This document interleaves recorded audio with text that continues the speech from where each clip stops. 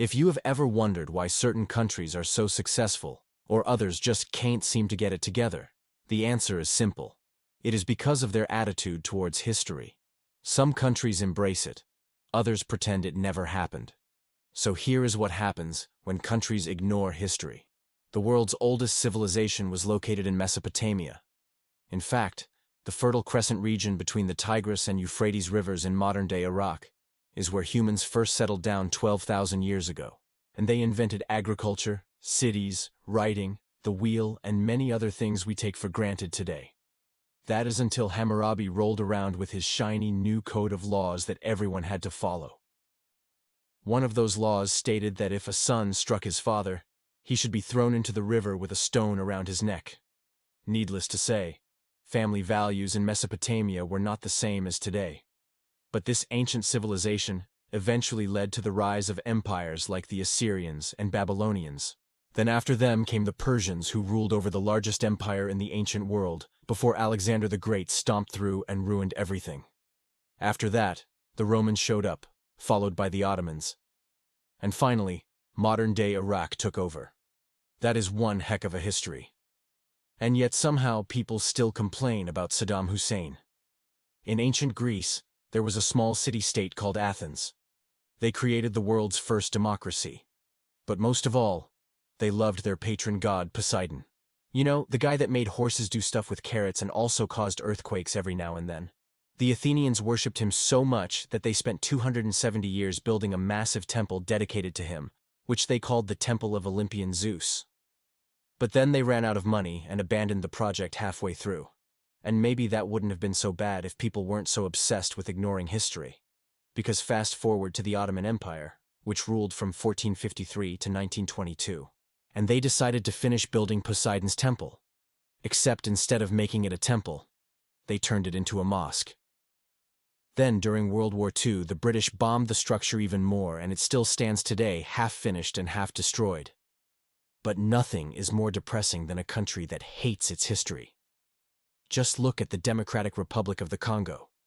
Its colonial borders were drawn by the Belgians, who chopped the country up into a resource-rich colony, exploited the locals, murdered millions, and generally made the place a nightmare.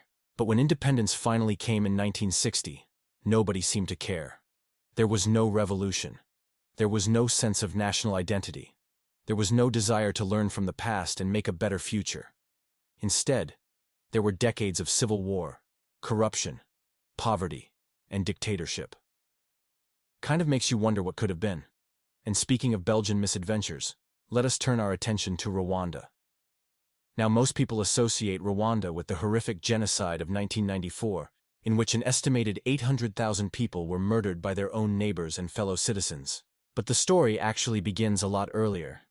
The entire Hutu-Tutsi thing was a colonial invention by the Belgians, who favored the Tutsi minority and gave them more rights and better jobs.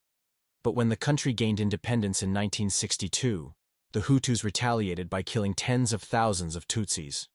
This cycle of violence continued for decades until 1994, when the president's plane was shot down, allegedly by the Hutus. The Hutus responded by slaughtering anyone who wasn't Hutu, including moderate Hutus who tried to stop the violence. But shockingly, the world didn't lift a finger to help. And the reason was simple. To the world powers, Rwanda was just another African country. But to the Rwandans, it was their home. And we all know how important it is to feel a sense of belonging. Unfortunately for Rwanda, their history has been defined by colonial interference, ethnic conflict, and mass murder.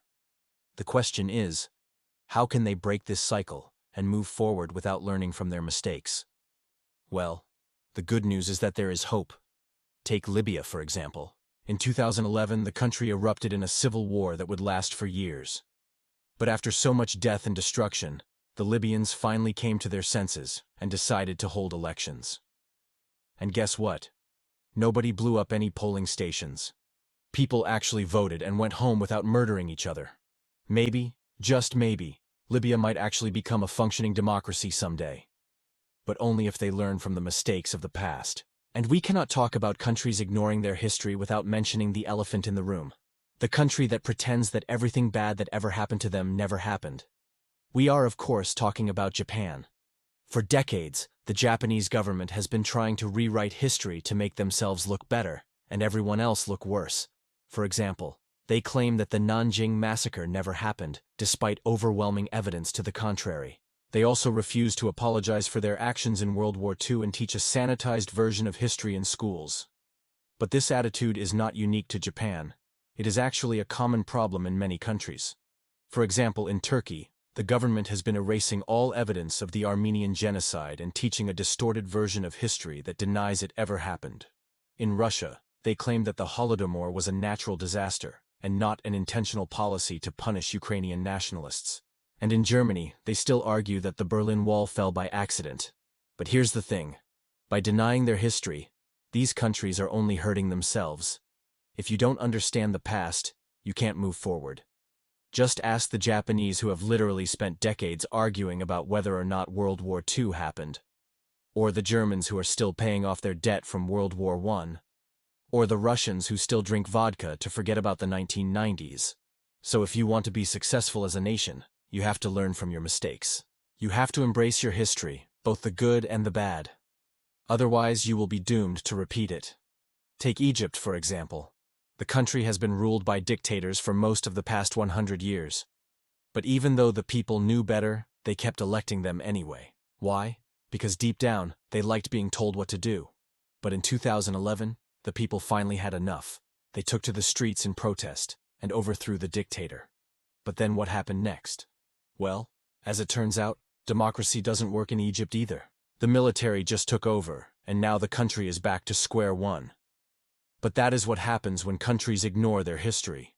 They keep doing the same thing over and over again, expecting a different result.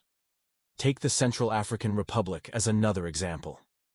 This tiny landlocked country is known for two things: having the worst roads in Africa and having the worst human rights record in the world. The country has been plagued by civil war, corruption, and poverty for decades, but nobody seems to care. Why? Because it's far away and out of sight, out of mind. But if the people of the Central African Republic are ever going to improve their lives, they need to learn from their past. And we cannot talk about countries ignoring their history without mentioning the country that pretends that everything good that ever happened to them never happened. We are, of course, talking about the United States of America. The U.S. is a relatively young country with a history that is often romanticized in popular culture. But behind the Hollywood facade lies a darker reality. From slavery to the internment of Japanese Americans, the U.S. has a long history of mistreating minorities. And yet the American government has done little to acknowledge or apologize for these wrongs. As a result, the legacy of slavery and other forms of discrimination continues to haunt the country. Despite the progress that has been made, the U.S. still has a long way to go in terms of racial equality and social justice. But as long as the government refuses to acknowledge the dark chapters in American history, true equality will remain elusive. And that is what happens when countries ignore their history. Do you think we missed anything? Let us know in the comments below. And as always, thanks for watching.